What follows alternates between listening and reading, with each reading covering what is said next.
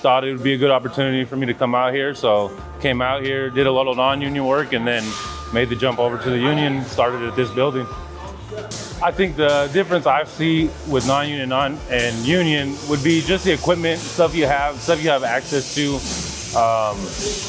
different technology, stuff that non-union shops may not be able to afford.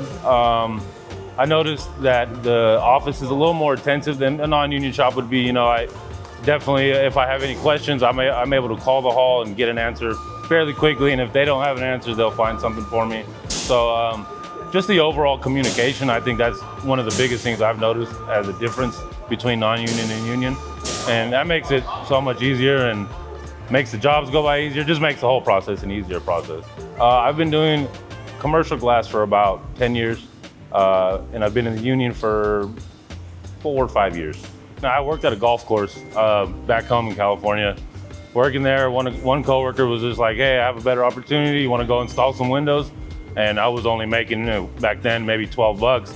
And he said, I can start you at 15 over here. And so, gave it a shot. Why not? Try something else, make a little bit more money. And I enjoyed it, so I just ended up sticking with it. I would say, give it a shot.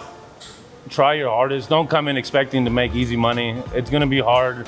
Everybody's going to have to go through the trials and tribulations of doing the work that nobody wants to do, doing garbages and moving this, moving that. But, doing windows is something that you can see at the end of the day. I can drive by 5 years from now and still see all these windows outside.